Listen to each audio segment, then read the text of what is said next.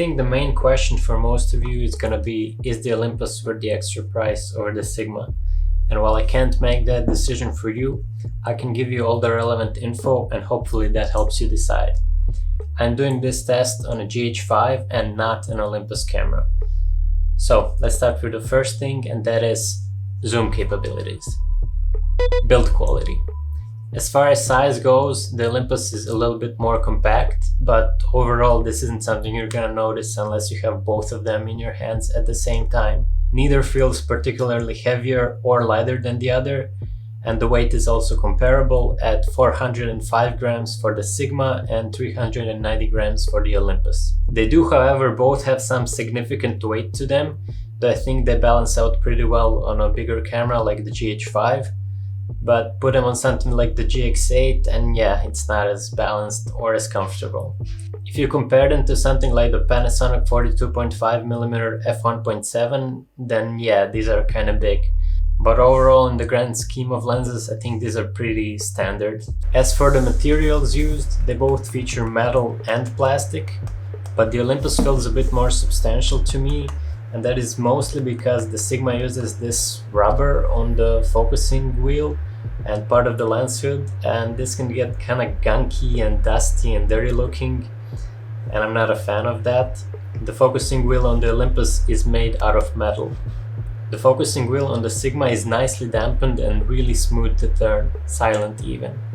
While on the Olympus, and I don't know if this is just my copy of the lens, but when you turn the barrel you can hear it and it's actually quite noisy, kind of scratchy. But when you don't turn it like a madman, you know, real world use, then it's not as noticeable. Now watch me struggle saying this. Filter threads. That was that bad. 67mm on the Sigma and 62mm on the Olympus. I think 67mm is a bit more common of a thread size, but all of the Olympus Pro Primes, f1.2s, that is the 17, 25 and 45, all of them have the same 62mm filter thread. So if you're building a set, the Olympus has an advantage. Both have metal lens mounts and they both feature some sort of weather sealing. The Sigma has a rubber gasket on the lens mount, as does the Olympus, and now I think Sigma doesn't actually state weather resistance anywhere on their site or in the specifications of the lens, but the Olympus does, and for that reason alone I would give the Olympus an advantage and trust it more in like rainy weather. And while I did use the Sigma in a drizzly situation, I didn't completely trust it because, again, it doesn't state that it's weather resistant, but it did survive without any issues. But I can't say more than that. I didn't like really get it wet.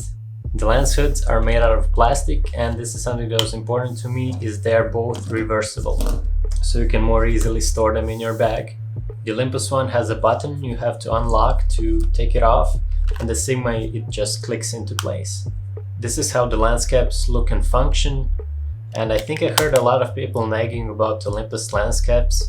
They're about the same to me. Now the Sigma is 1mm wider on paper, and this may not seem like much, and it isn't. In real world situation, you're just gonna bring your camera 5 inches closer or further back. It's really not that much of a difference. f1.2 against f1.4. I don't know how that is viewed, as like one stop, half a stop, 1/3 of a stop. And I gotta be honest, I wasn't suspecting much of a significant difference, but the Olympus does actually get a little bit more light. But overall, is this a game changer? Nah, I don't think so. The things that do catch my attention are vignetting and the different color shifts, which brings us to image quality. Oh, here are some very unscientific comparisons, and I tried to do this in a controlled environment, but yeah, this is the best I could do. And it's the same old, you know, you heard it a million times in other YouTube reviews. Kind of soft at f1.2 but sharp in the center, but then as you open it up to f2.8, the vignetting gone, and then f4 and f8 is the sharpest, blah blah blah.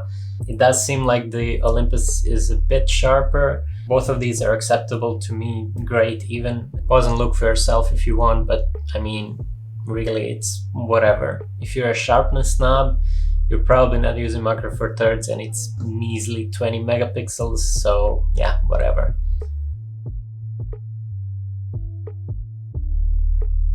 I tried to test fringing, but this is the best test I could come up with, and I don't think it really shows that much. Anyway, the Olympus actually suffers from quite a bit of chromatic aberration at f1.2, but it mostly goes away by f2, while as the Sigma I think is better controlled in that way. Is it something that bothers me on the Olympus? No.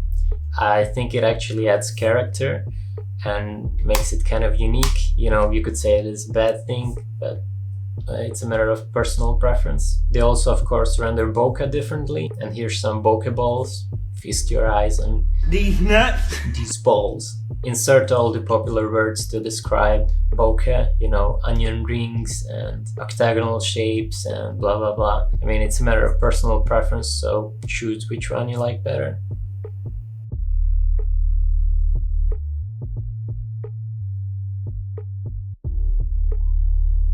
Here's some examples of lens flaring, and I think the Sigma handles it better, while the Olympus has more of a creative look, I guess, if you could call it that.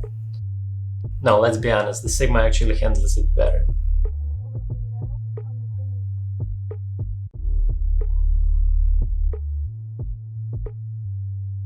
I want to quickly touch up on barrel distortion. And you might be wondering, like, what? Isn't that automatically corrected for in camera? And for photos, it is, but for video, it isn't. Because these aren't Panasonic lenses on a Panasonic camera, rather third-party lenses. And you can notice some barrel distortion, but overall, it's not that bad. I think the Sigma is a bit worse in this regard, but again, neither is terrible. And now for something we often yell at our cameras in frustration. Focus! Come on, focus! When it comes to photos, they're pretty comparable. Here's some comparisons using autofocus single, and you can see the speed of the focus. And if you notice a difference here, good for you, because I don't. Now, interesting thing to notice, when I was testing autofocus continuous, for some reason the Olympus was firing shots at a slower rate, and I don't know why this is, but keep that in mind if that's something that's important to you. But when you compare the results, you can see that the Sigma had also more shots in focus. So I guess it takes the upper hand in this one.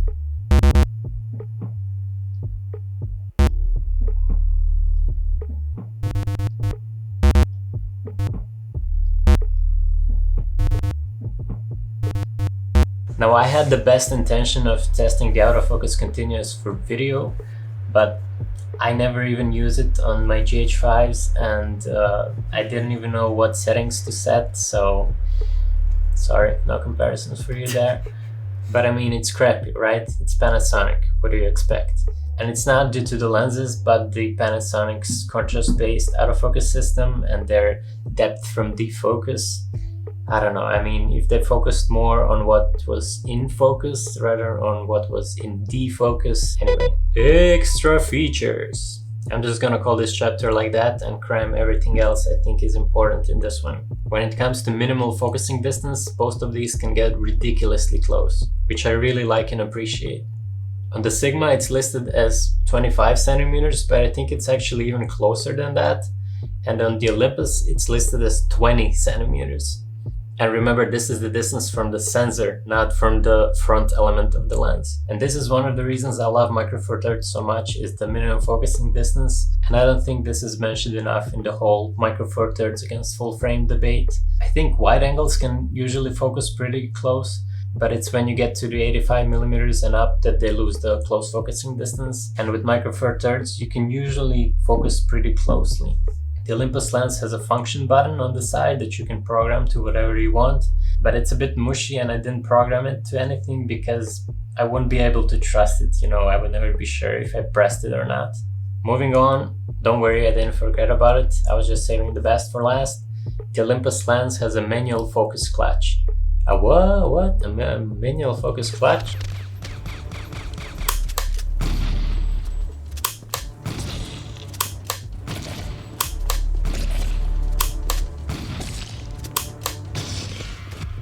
It's a feature on the Olympus Pro line of lenses that when you click the barrel of the lens down, it reveals a manual focus scale with hard stops.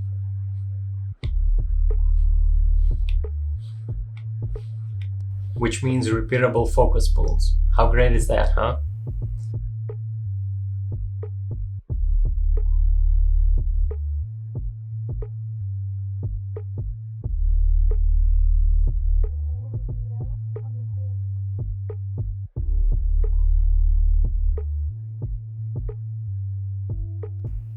I think recently Panasonic released a firmware update for some of their cameras, the G9 and the GH5 Mark II and GH5S, so not the GH5s I have, that allows for linear focus, which in essence should kind of give you the same functionality, but you won't have hard stops like this. I only have a GH5 and a GX8, so I can't test that.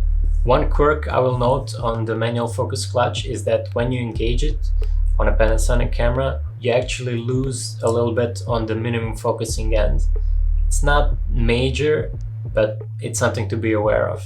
Having this clutch features also means that you have to be careful when taking your camera out of the bag. It's happened to me more than a few times now that I get the camera out of the bag and I go and set up a shot and then I want to focus and it's not focusing and I'm so confused as to why and keep pressing and it's not focusing, and then I realize like, oh, it was the manual focus clutch. So yeah, it takes some time getting used to. Now I think I would actually prefer it if it was designed in the opposite direction, so that you engage it by pushing it away from you.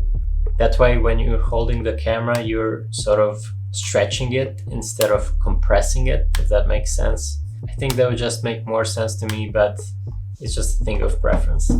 Price and final comparison. On Amazon, the Olympus costs $1,150, while the Sigma costs only $400, so almost 3 times less. Now, I think the Sigma competes more with the Olympus 17mm f1.8 and the Panasonic 15mm f1.7. I know those were my contenders when I was shooting a wide-angle prime a few years back, but I got the Olympus for around 800 and something euros, but I got it off of eInfinity, which is gray market if you're aware of it. And as for which one I am choosing to stick with, I'm going with the Olympus, mostly because I was choosing my lenses for video first, and I got the 25, 70mm and the 45mm as a sort of a uniform set, and the manual focus feature was really important to me.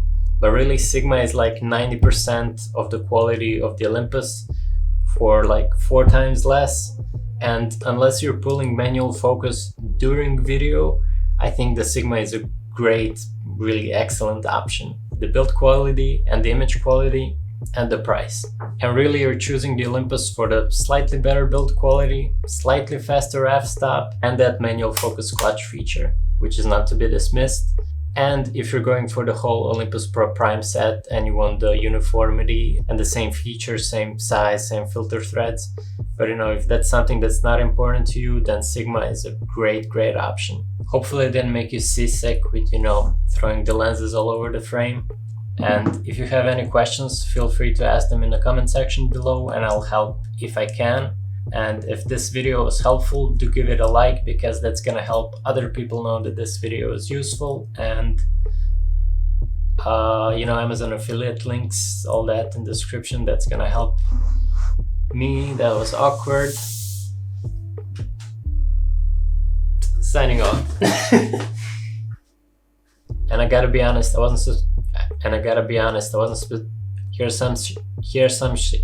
And you might be wondering, with repeatable hard stops. Precious. Recently Panafocus when taking your camera out of the lens. Meh. And that is because